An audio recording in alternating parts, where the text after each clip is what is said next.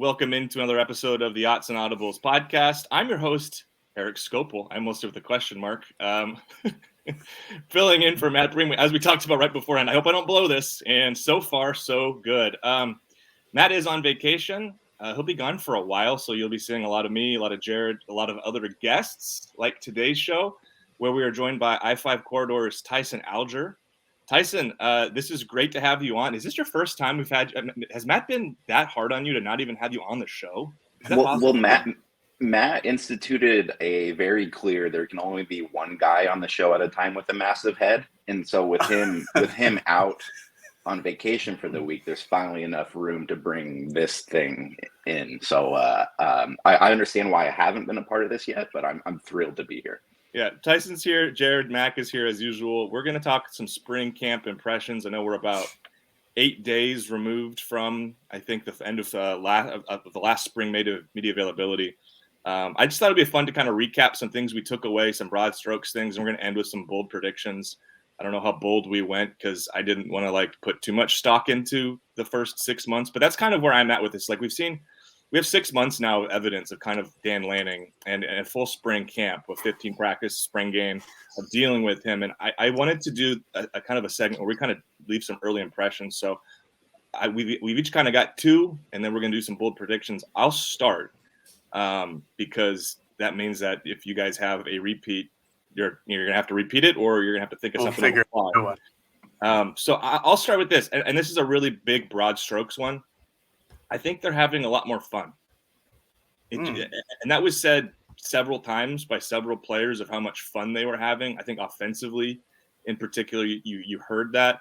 I think you saw it. And again, I'm not saying the previous staff was devoid of fun and Mario just locked down on anything that was kind of non-football, because I don't think that's totally fair to him. But you go and watch some of the videos they've done of running around with squirt guns and that kind of thing. That was completely absent for the last several years. And these are small things, but I like it when there's a little bit of a split from, it's obviously heavy competition. They put in a lot of work, but there's also kind of a fun element kind of inserted into it, lightheartedness. And I think you get a little bit more of that with this staff, even kind of dealing with them in media circumstances to some extent. And I'll get to a thought later on that as well. But I don't know. I came away feeling, especially the way the offense flowed, we heard from several players just how much more fun it is to be in kind of an offense that is going to challenge vertically and throw the ball downfield. Defensively, some of the scheme and stuff like that. I don't know if it's fun, but it should be something that is at least a little different with some of the exotic blitz packages. I don't know. I felt like there was a little bit more fun this spring. Definitely thought there was more fun. Just like you pointed out, a bunch of players mentioned it. You had the squirt gun incident or the water balloon incident after one of the practices. Those weren't really highlighted on social media during Mario Cristobal's era. I think Lanning and company, I think they've done a good job on trying to trend and trying to get, not page views, but clicks on their tweets for Oregon football on their account. It does just seem like more fun overall. I also see Lanning being, it's going to sound strange, but more of a normal person than Mario Cristobal, who seemed like a drill sergeant. Lanning has gone to a couple baseball games. I've seen him there. I've also seen him chowing down on a plate of nachos at the baseball game, which I don't think Mario Cristobal has touched a plate of nachos in his life, because it's just not something that he would do. So I definitely see that it's going to. I don't know. We didn't see Mario. Well, we didn't see Mario at a baseball game and chowing on something that wasn't healthy. Go ahead, Tyson. I was just gonna say Mario's whole approach always felt like it felt like he was running the program as if somebody was grading him the whole time in terms of just it was always presenting what he thought was the idyllic version of what Oregon should be. And I think you saw that in just the overall seriousness, especially last year. I thought last year was, especially for a pretty decent team, I thought last year was one of the more miserable Oregon seasons I've been around. It just seemed like everyone was really stressed out. There was no self-deprecation, and not that I need these guys to make fun of themselves, but it just always felt like that Mario had to be so serious, so all the time, just to kind of prove that he was the figurehead of this program. And That's what I find kind of so intriguing about this new staff, because like we've talked a ton about like how young they are, how inexperienced they are, this or that, but like they seem awfully confident in themselves and like who they are. Like this really does seem like a program where, I mean, just for like a very small example, like I put in an interview request last week for like one of the assistant coaches, and it was just like, yeah, that wouldn't be a problem. And like with Cristobal, it was like things had to go through like 15 different lines. It just feels like it's a lot more relaxed, and like that it feels more sustainable long term than kind of like running your program like it had been the last 4 years, because I think it just burnt everybody out. All right, Tyson, you do your first one. Sorry, Jared, I'm skipping you. What? Well, see, that was kind of gonna, you kind of stole what my first one was gonna be, but I want to just kind of go back into that, like the overall confidence, and I know it's kind of like a play on the one that you just did about fun, but like and you guys have been around it a lot more, because I didn't cover spring every day like you guys did, but just like seeing like Lanning as the figurehead, like he's loose, he's willing to have fun, but like he is also like is very prepared and knows exactly like what he will say and what he won't say. And it's kind of fun watching like some of the interviews, because like he does give a lot more than Cristobal does, but on certain things that he doesn't want to get into, he'll be very stern and straightforward of like, we're not going to get into that today. Like it just seems like, I don't quite know how to explain it, but I'm very impressed with the way that he's kind of adapted to that role, while also being like completely comfortable in like letting his assistants and staff and whoever else kind of like go about coaching their positions without too much micromanagement. I think we heard so much of what was going on management wise with Cristobal's staff, especially on the offensive end, that it just didn't feel like it was smooth. Things didn't feel like they're in sync. And I just came away feeling like that assistant coaches here under under Lanning are really going to be able to like coach and like make their own impact, and not just be completely like overwhelmed by the head coaching position. You know, you kind of touched on what my second one was going to be there with, and I'll also on the fly think of one, but just of how savvy Lanning has been with media, like with like, I thought it was kind of notable two times during the first week of when they came back after spring break, we picked up on a player joining the team. And the first time, I don't think he was prepared for someone to be like, is this guy on scholarship? It was JJ Greenfield. This is like a really subtle thing, but it stood out to me of like, he's learning on the fly what he's doing. He's never been a head coach before. And so he kind of reluctantly was like, no, he's not on scholarship. And then I think the next time we spoke with him, we noticed another player had also joined the roster, similar situation through the portal. He was asked, is that player on scholarship? And he said, it's not important. And I'm guessing he spent some time thinking about, he probably should have said that the first time, but he's new to it. He's like still learning what he's doing. And I just thought that was kind of one of those notes of like, I know he says a grower's mindset, not to like buy too much into the football jargon and kind of there, but I believe that's actually how he approaches things. I think he's somebody that is like constantly trying to get better. And you even see it in these subtle things with how he deals with media, where I was impressed with, I guess that's like a really small thing of like, he says a thing, probably feels like, I probably shouldn't have put that out there. Next time that opportunity comes up, he nips it in the butt and has the quick answer to kind of get things moving. So yeah, he is pretty savvy. And that's where I was going to say, how I was going to approach it earlier was like in my notes was, it's more the team having more fun, but dealing with Dan, I won't say it's less fun than Mario, but like he's pretty tough to get a clear signal from. And I think that's actually pretty admirable on his end. I was just to butt in there. Like I was about to say, like, I think that's fine. Like I've never been one of those people who are like, oh my gosh, the coach isn't going to tell us who's injured. Because like ultimately, and with the type of writing I do, like it doesn't really matter a whole lot in my day to day. But like I respect the gamesmanship. Like I respect like what they're like trying to conceal or this or that. Like I understand certain things, but like there's a way to go about it. And I think the Cristobal method was like, we're just going to shut down everything and not let anybody else talk. And with Lanning, it's like, yeah, like I'm like Lanning plays the game. And I find that very impressive for somebody that's in his first year of being a head coach. All right, Jared, your first one, go ahead. All right. I went more a little like X's and O's, I guess, for one of my takeaways, but Football sorry, guy. I know football guy head. One of the real things I noticed was that there like weren't any like first, second, or third teams. Like Lanning mentioned, like if you're paying attention to that, you're paying attention to the wrong thing. And I thought that was interesting. Granted, I've never covered another football team, so maybe I don't know if that's a normal thing that goes on at other schools, but it felt like during Mario Cristobal's tenure at Oregon, like the first team was a first team and the second team on the field was the second team on the field.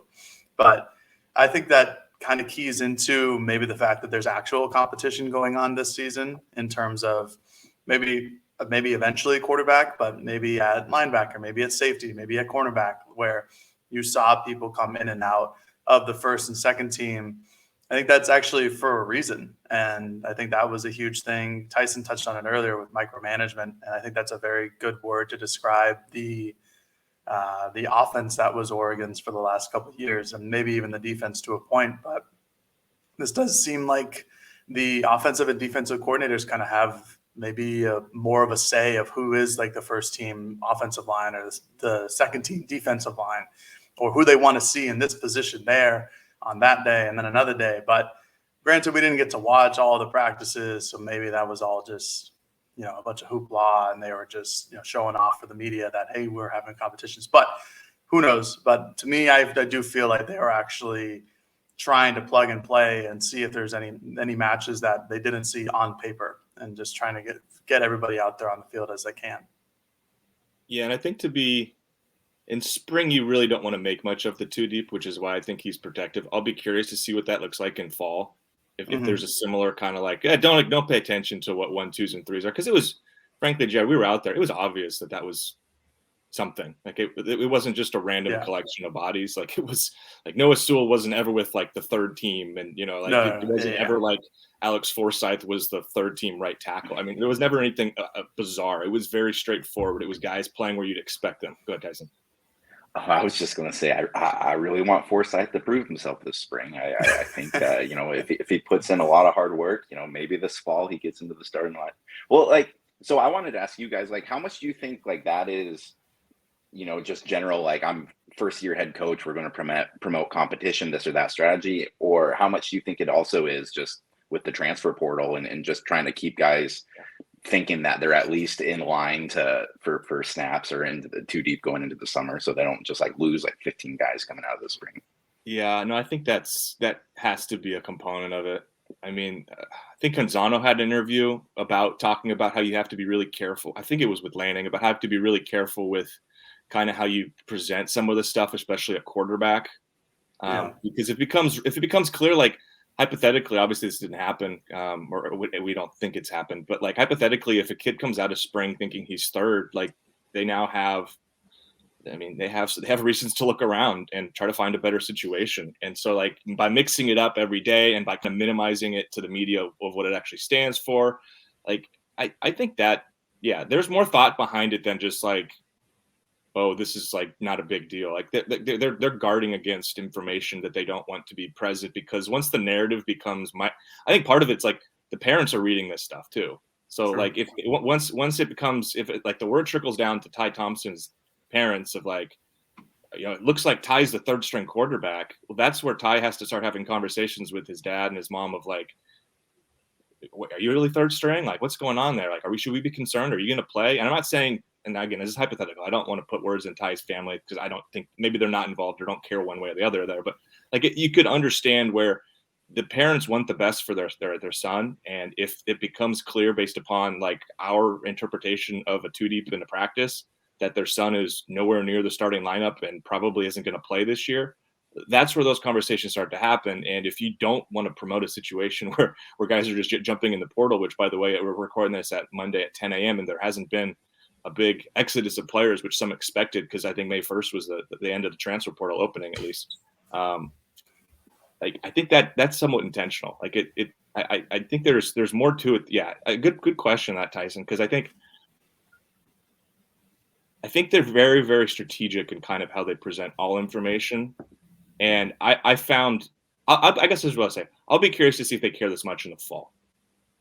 You did just make a huge error as a podcast host, by the way, because you just made a very specific reference to something that has not happened yet. And now that just guarantees that 15 guys are going to enter the portal by the time you upload this to all right, we'll do it over. All right. Yeah, I'm sorry, guys. All right. So now it's on my second early impression, and the funny thing is I've already discussed my actual early impression was how savvy landing was. So I'm going to think of a third on the fly here. And that's just going to be one that we're reiterating. I know, Tyson. I happen to have humble brag right there. Yeah. What's that? No, I said it was a humble brag. No, I just think of it on the fly. I don't need to write it down. Who has 3? Like, come on. It was sunny yesterday. You know, you gave me this homework assignment. And I thought it was great giving Tyson homework on a podcast. We're asking him to join.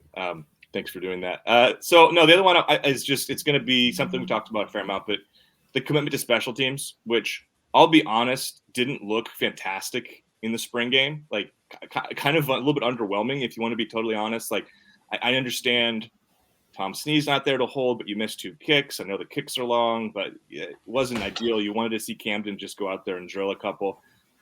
We can't take anything away from really any of the return stuff because they basically it was any contact. And in fact, if you go back and watch, I think both Hudson and McGee looked like they weren't touched, but they still stopped it at the 30. That was clearly like some sort of enforceable rule of let's not allow anything to go too far downfield. But then there was the block punt, which you could say, hey, that's a great sign that you're able to get pressure. But if you go back and watch it, like it was just an assignment error where nobody picked up Brevard and just ran in and swatted it away. So, like, not thrilled by what we saw in the spring game itself, but just speaking with the coaching staff and the way they conduct practice, like special teams has needed to be a priority here for a long time. It wasn't particularly, at least it didn't come across that way under the previous staff. And honestly, you go back and look at the numbers for like a decade, it's been pretty subpar, especially in coverage. I think you'll see improvements there. I was just encouraged by Joe Lorig and how he handled himself and kind of some of the ideas he has, which are pretty creative. We detailed a lot of that, so I'm not going to go over that again. But just the innovative, I think, approach to special teams and treating it like it's an offense or it's a defense, like it's an actual important part of the game. I think that's a kind of a significant development. And again, I think we'll see hopefully this fall more byproduct of that, of like actual improvement, because again, the spring game was kind of mixed results, but you like to see that with the program that has such high aspirations, to see a commitment to all 3 facets of the game, I guess. I agree. I mean, special teams has been just so bad the last couple of years for Oregon. Even, Joe Lorig went through in his press conference and talked about how bad they were compared to where he was at Penn State, which I thought was very funny. And it goes back to, in that same press conference, someone asked, what were some of the positive things that Oregon had done in like the last couple of years? And he paused and he's like, well, they returned good kickers and punters. And it's like, all right, well, they did nothing great. Okay. But I think it's important that at least we see every practice they're going off about special teams for 10 to 15 minutes as their first warm-up thing, which will kind of lead me into like my point, but we'll save it so I don't have to think of one on the fly because I can't. I'm not Erik. So I think while special teams wasn't amazing in the spring game, and there probably is a lot to improve on, especially the Brevard thing, where it's good that he gets pressure and it's nice that he could be somebody who's like a gunner and really try to make an impact on the special teams development. It's still a missed assignment. It's still bad on the other side. So it'll be interesting to see how important special teams are. And once like the whole team is all together, which is another hard thing I can't wrap my brain around when I'm watching the spring game, is that ultimately all these people will be on the same team. So we'll see how it goes. It's fair. All right, Tyson, you got a second one? Yeah, for my second one, it's kind of like the quick embrace of finding a position for like 2 of the physical freaks that we've talked about for the last like 3 years, and that's Brian Addison and DJ Johnson.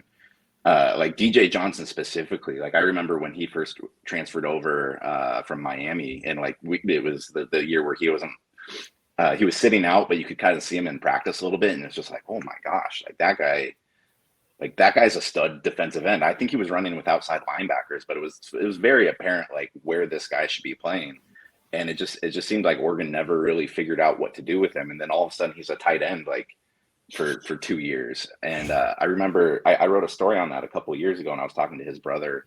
I think his brother's PJ, who used to play at Arizona, and then he was an undrafted free agent with a couple teams, and like he was just like he was playing ball with like the tight end angle of like, oh yeah, like he's always been physical enough to do this, but he's like, this kid should be playing defense. Like just like with that body frame and what he can do. And so I think just being able to kind of see what you can get out of that, because I think there's just a lot of talent left on the bone there, especially for that body. And then like looking at Oregon secondary, like Brian Addison, like has always been one of the guys that we've talked about is lengthy, like can run fast, can jump high. And like, I like that, like, they're playing around with having that length in the back end with like Triquez Bridges and Addison back there. Like, I think it's two really, it's kind of like having those like 6-7 wings around the perimeter and like a good Dana Altman offense. Like I just like that. They're like, hey, that's the type of body type we like, and we want it back there. And you can even look at like at the other corner position. I hadn't seen Christian Gonzalez in person until after the spring game. And I was just watching him talk to a couple of the reporters, and I was like, holy crap, that guy's huge. Like I think they just like that overall size and kind of body in that secondary. And I don't know how good they're going to be, because obviously they're losing Verone McKinley and Michael Wright. But I think it will be fascinating to see how they use those type of body types, especially like I just got fascinated listening to a Bridges talk about the intricacies of like, yeah, like it's us versus the tight ends. And I would have loved to watch that in practice, because I think Oregon's young group of tight ends are so impressive with like Ferguson and Maliki and some of the, and Spencer Webb too, who seems like his favorite thing is to just photobomb every interview that session that's going on ever. But yeah, like I really want to see what happens with Johnson and Addison this year, and whether or not they can actually kind of put that whole package together for a full season. I'll throw Triquez in that same group. I know I won't put it in you can pick the two. I'm going to say it's three, because I think Quez is the same thing where he's been here. They tried him at corner. He started obviously at safety. Now he's back at safety. He's kind of moving around between those safety and corner in the spring. Like I've always been so high on him. And you talk about Gonzalez being a big guy. Like Bridges is so long for being, I think he's 6'3", but he's, I think said in the past, plus 7 foot wingspan. That length. Oh yeah, it's crazy. Mm-hmm. But a couple of times, Jared, this spring, I was like, Addison is like the longest, rangiest body you'll see. He's like all legs, but his arms are so long. Like he has no torso, which is a weird thing on a podcast. I didn't think we'd bring up torso talk, but it's just those type of body types. Tyson, you're right. Like clearly they've identified the value there, and to have those players now seemingly bought into a position after several years of kind of being in flux, like I think that's significant and speaks to like a bigger point, which is maximizing each individual. I know that was something that was talked about a ton by the previous staff, but like I think there were some, I mean, even the guys we're talking about now, there might have been moments where they kind of had guys miscast. And it feels, and again, we'll see, and maybe we'll be feeling silly about these comments later, it feels like the people that had been kind of miscast are now properly placed, at least right now. This isn't necessarily like a direct correlation to that, but like I think you could see a little bit of that in the way that like they're operating the offensive line too. I mean, like the last like 3 or 4 years, we heard ad nauseum like, oh, we have like 9 guys that could be starters, and they always switched out like 3 or 4 of them like constantly.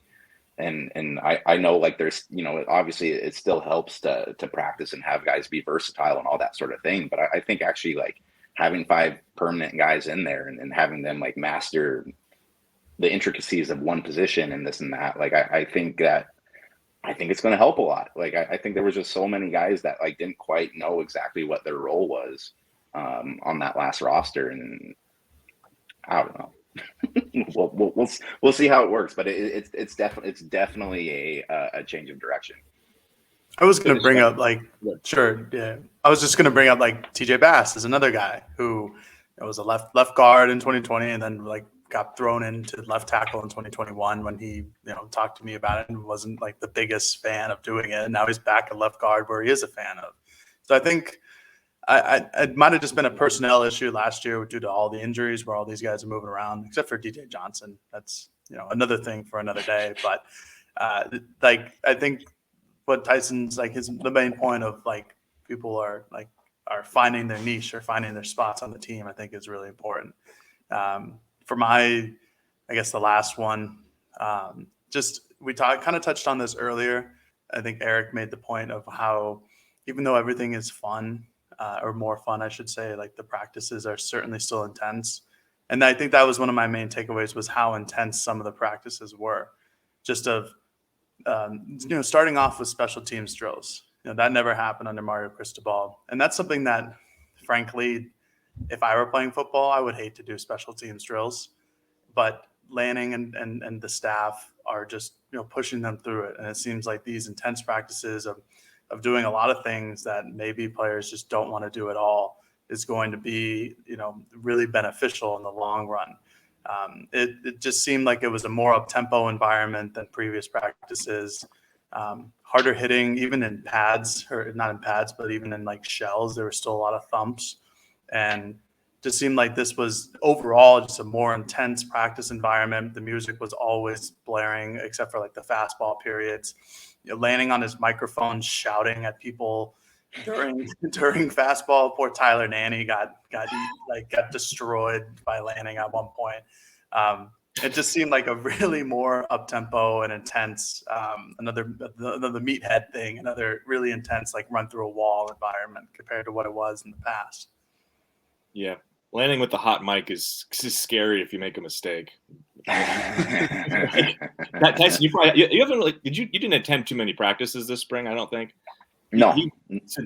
Just to fill you in, listeners, I know we talked about it a little bit. Like, he's on a mic basically between every drill, and then when they go through 11 on 11, he is critiquing things pretty constantly. And so if a player makes a mistake, he's calling them out, maybe using I don't want to say mean words, but like he's pretty aggressive. So it's like the voice of God, like Yes. calling down upon you, like, Yes. Oh man, that would be terrible.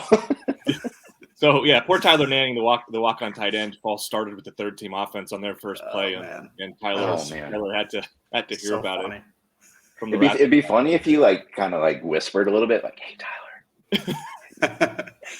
hey, you really screwed that one up, bud." I was waiting for him to start yelling at one of us in the media aisle. It's like, "Hey, you, Skopil, on the field, let's go."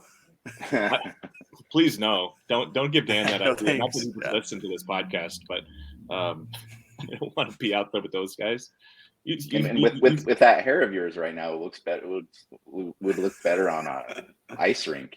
Throw it in with like the Minnesota high school state championships with that flow. That mullet's looking. Whew. It's I'm with the Giramella brothers. Is really it's kind of I'm rocking with Bailey and Dawson. Is the go here with the mullet. Those listening have no idea. Those on the audio have no idea what's going on. But I'm rocking a pretty strong Billy Ray Cyrus kind of 80s, 90s mullet right now, which is lovely. All right. Usually we take a break here to separate segments. So I'm going to do that, even though whatever, like I'm not sure what it actually means. But all right, we're going to take a quick break and come back. So listen to these words from our sponsors. All right, welcome back to the Yachts and Audibles podcast. I'm your host, Erik Skopil. Jared, Tyson, Mack of the I-5 Corridor are here. We are finishing up with our last segment after I really sent it to break. Strong endorsement for the advertisers on this podcast. We're going to finish up with a bold prediction. We've kind of made some early impressions. These were, I think pretty enjoyable. I think covered a lot of bases, but now we're going to like really put our feet to the fire here. And these matter. What we say here will be these are long standing. People are going to be referencing this for years. And I'll start. I'm joking because like I said, these are bold predictions. And a lot of times people make these way more significant than they are. And this is just a podcast segment on 10:30 on a Monday in early May. Mine is that the 2022 Oregon defense is going to be better in a couple of key categories than the 2019 Oregon defense, which has been hailed as really one of the better defenses of the last couple of decades at Oregon. I pulled up the stats here. This is just brief stat stuff, but in 2019, they were 9th nationally in scoring defense, 16.5 points per game, and 22nd in total defense at 329.1 yards allowed per game. I think they're going to be better in those categories. And I think why is because the front seven, just looking back at those rosters, this year's front seven could be significantly better in my mind. I know Troy Dye is an awesome player. I love Troy Dye. He's probably one of, like, if you're going to do a Mount Rushmore of like 2010 Oregon players, I think he's on it, at least 2015 and on for sure. There's a chance that Noah Sewell and Justin Flo are significantly better than what Dye and Isaac Slade Matautia were there in the middle, I think. I think the defensive line will be better. Like I think Brandon Dorlus is better than anyone on that defensive line. I know Kayvon was there back end of the year. That adds an element there. That's like probably the one spot you're feeling like, and he was kind of an outside linebacker defensive end role. That's like the one spot maybe you can have some caveat, but like he really didn't come on to the back half of the season. Gus Kimberlander was starting until he got hurt. I just think the front seven this year should be significantly better. The secondary I have major concerns with, and that might make this projection or this prediction pretty silly. But I also think the scheme here and the coaching in general is going to be better than it was in 19. Loved Andy Avalos. Think he's going to do really well at Boise State. But the coaches on staff at Oregon, the scheme that just won a national championship at Georgia worked. I know there's going to be some tinkering. It's not going to be identical. It'll be similar. It'll be a combination of a couple different things where Tosh has been, where Dan has been, where some of the other coaches, Matt Pallage is bringing in some stuff from Baylor, I'm sure.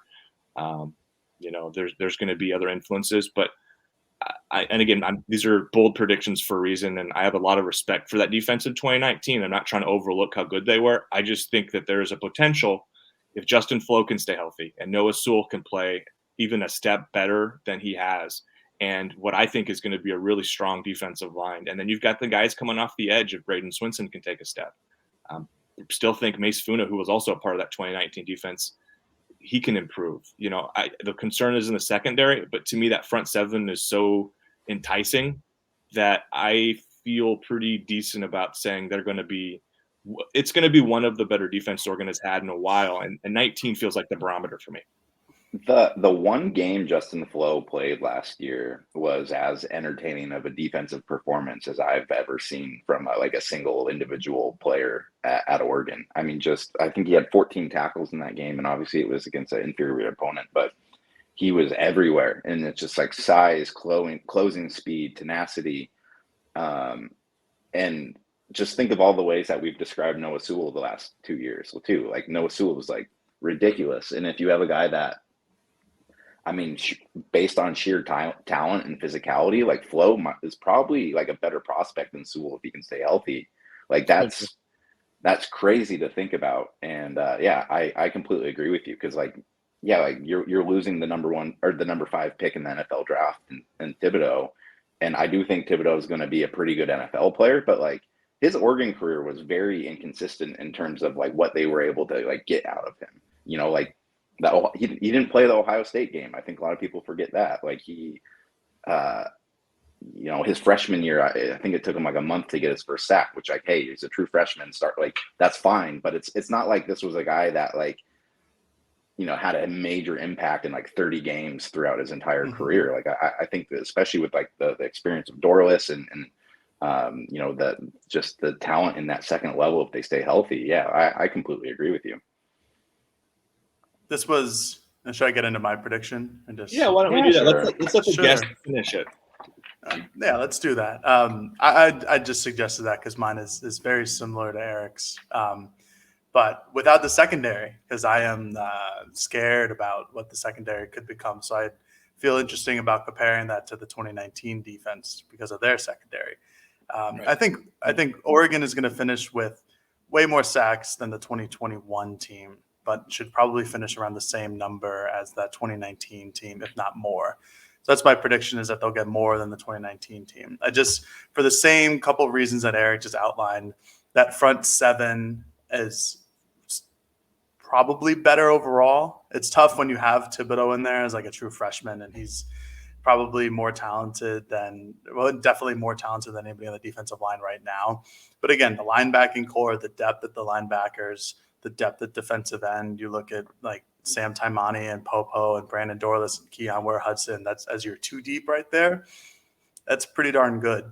And DJ Johnson, Trevin Mai, they both really improved. They both showed a lot in this spring camp that has you thinking that they can make a significant impact on the field. On the flip side, you have Swinson and Mace Funa, Jake Shipley. Anthony Jones is a true freshman, has the physical, like the prowess to do something on the defensive line. I just think they have more versatility with their front seven of what their packages could be. They don't have a straight speed line drive bull rusher like that Kayvon Thibodeau was the past couple of years. maybe that's DJ Johnson, but he's just, he's not as good as Kayvon Thibodeau. And that's not saying anything because Thibodeau is a top 5 NFL draft pick. It's hard to be as talented as those guys. But the Flo and Sewell dynamic is one to keep an eye on. In the spring game, Lanning really, and then Luke Boy really brought the house blitzes with the linebackers. So that's something to keep an eye on when you have those two guys and Flo and Sewell coming straight down the A or the B gaps. That's pretty terrifying, I would imagine, for a quarterback or any running back who tries to get in their way. So I just think that the number, which is 41 for the 2019 team, I think that's something that's pretty achievable for this group. It was really surprising. Last year it was 23. That's terrible. That's a low number. And so I don't anticipate 23 to really be an option for this group of defensive linemen and linebackers. I think 41 is going to be something pretty similar. I think they'll get more because I do think they'll tack on a couple with like a safety blitz or a corner blitz, something like that we saw a little bit during the spring game. I wanted to do an overall like 2019 versus 2022 defense because, like Erik, I agree that the 2019 team, that defense is one of the best in recent memories. Secondary it kind of scares me here. That 2019 secondary was deep. It was talented. And Mykael Wright as a true freshman, Javon Holland as a sophomore, Brady Breeze as a sophomore. Like that was a deep group, and like most of those guys are in the NFL or with Mykael Wright or Verone, they just signed. Undrafted, or Mykael still hasn't, but Verone with an undrafted free agent deal with the Dolphins. Those are NFL guys. And I look at this secondary and I imagine that there's probably some NFL guys, but it's not any surefire ones like there were with Graham, Lenore, or Javon Holland. Yeah. The secondary part is notable and has to be mentioned. And probably if there's one area where some of our predictions, like if they aren't going to come true, that's probably what you would identify. And I wonder, this is going to be a system that lives on exotic blitzes that, throwing people at you from like all sorts of different angles. How aggressive can you be? Because they want to play a lot of like press man coverage on the outside. If there's weaknesses there, you kind of wonder how aggressive, if that could like kind of dull the blade, if you will, of what they want to do defensively. Because I felt like at least last year under DeRuyter, that played a role in, like you said, like some decade low sack totals. Like, I think part of it was those guys on the outside didn't do a heck of a great job sometimes. And so there was a lot of cushion and all sorts of thing. And so those two sometimes operate hand in hand. So that would be like the one thing that I would be concerned with both of our predictions is just like if the secondary, because I actually think the secondary will probably end up being fine. I don't think it's going to be the strength of the defense by any means, but like it's not going to be quite as high level play, I don't think, is what you're seeing in the front seven. And so if you're going to be concerned, that's where you got to be concerned. All right, Tyson, let's finish it up with yours. I think by the end of the season, this room of wide receivers is going to be remembered as one of the better ones that Oregon's had in quite some time, which is kind of funny to think about because coming into the spring, it seemed like there was some mild concern about like, oh, they don't have a whole lot of proven production and it's a huge recruiting emphasis for them and these sorts of things. But, that class that they got, was it the 2020 class with Thornton and Troy Franklin, 21. Or it might've been the 21 class. That was a stacked receiving class for them. And just to like see little flashes of like Dante Thornton just streaking down like the sideline. Like I haven't seen an Oregon receiver with that size and that skill and probably overall speed in my entire time covering the beat. I mean, like if you think about how dynamic Oregon's offenses have been since the Chip Kelly era, and like they haven't had like one prototypical receiver like in that, or just like one like, oh my God, like that's the best player on the offense type of guy. And I don't know, like that's too much to put on Thornton, but just to see like the talent that he has, the talent that Troy Franklin has, I think Chase Cota is going to catch like 75 balls. Like he seems like he's going to be like their slot, like third down, just like I need to go get to somebody reliable. And then like Chris Hudson and like Seven McGee might end up being like one of the biggest celebrities in Eugene by the time that his career is done, because he plays an exciting style of football. And this is also a kid that's like idolized like Oregon and like that era of speed and flash of Oregon football. Like he's a big personality. I think he's going to have a monster season for them.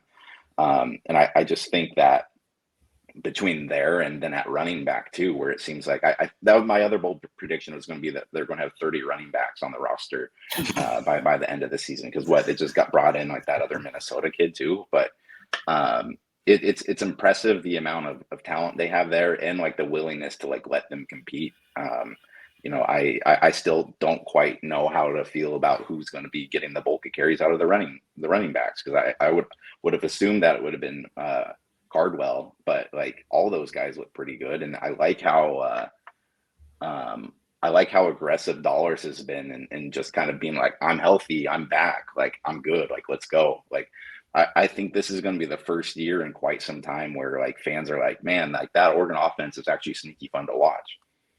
I was just gonna say, like, you think back to the Chip Kelly era, and then I guess the subsequent Mark Helfrich time. Like the most popular guys in those teams were always the running backs and receivers, like the skill guys, like DeAnthony and LaMichael and Kenyon, and I'm gonna forget some. Josh Huff was really great. I don't know if he was quite as popular, but like there's star potential, I think, on this year's team at skill positions that has been absent for a while. And I know you had Dylan Mitchell, who had I think maybe arguably the best single season in school history, working with Justin Herbert a couple of years ago. Darren Carrington in the interim had some good seasons. But like, to get to your point on 7, he is going to be so popular if he can translate what we saw in the spring game to like consistent production come fall, because like you said, he's really fun to watch. It is easily identifiable how fun it is based upon how quick he gets in out of cuts and like how dynamic he is. Like those players are always the most popular. And then he's great in front of a camera. Yeah. And he's better. He's already better now than DeAnthony Thomas probably still is in terms of being. Yeah. I'm not trying to take a shot at DeAnthony, but like he did an interview the spring game where he was still kind of, he's not a great personality in terms of communicating maybe what he's thinking all the time, whereas 7 is really personable, and he's been groomed to this way since he was probably in middle school as kind of a little bit of a celebrity, and he's got a big personality, great smile, I think really funny, really honest. I'm totally on board with like he's going to be someone people really care about. I was impressed with the way it seems like some of the veterans like him too aren't necessarily like put off by it, because after the spring game he again brought up this is going to be a Chip Kelly offense, and I went straight to Forsyth after that and was like, hey, you've been here for a really long time, how everyone likes to compare things to Chip Kelly and how that never really quite works out. That was, I wrote a profile on Moorhead when he became an OC, and his Fordham quarterback who I talked to, he's like, oh yeah, it's going to be like Chip Kelly 2.0, Oregon's back, baby. And Moorhead told me after that one, he's like, oh, why did he say that? Because it's just a lot of pressure to put on somebody. Sure. That's the most popular era of Oregon football, and it was one of the best offenses in college football history. And so, yeah, I asked Forsyth, I was like, you gotta hate that, right? And he's like, honestly, I'm not saying that we're gonna be the next Chip Kelly thing, but one, he respects the confidence, and two, it's just this does feel like an offense that will be willing to at least let people try to accomplish those sorts of things. I mean, how fun was that spring game just to watch them take some shots? It was, yeah. I'm going way off on a curve from where I started here, but going back to where you started, Erik, the atmosphere is fun, but the football looked really freaking fun to watch too. I'm excited. Any parting thoughts, Jared, on that? Just Dante Thornton is another guy who is really comfortable in front of the camera. He kind of reminds me of Anthony Edwards in the NBA. Was he wearing a chain with his own picture in it, or who was the picture? God, it was so great. It was tremendous. Yeah, I forgot what he had 2 chains on. Yeah, I don't remember what the other one was, but one of them did have a picture of himself. He reminds me of Anthony Edwards in the NBA, where if you get him in front of a mic, he's just gonna say something hilarious. And so I look forward to interviewing Dante Thornton whenever we get the chance. It's also really helpful that he's 6'5" and 215 pounds and runs really well, and is also seen as now a leader in the wide receiver room as a sophomore. So yeah, I'm just excited to see those guys break out. Obviously 7 too. Troy Franklin, who probably has the most talent or untapped potential in that wide receiver room too.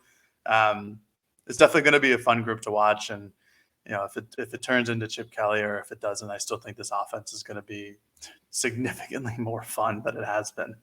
I was going to say, did we just talk ourselves into the final bold prediction being this will be better than Chip Kelly? Yeah.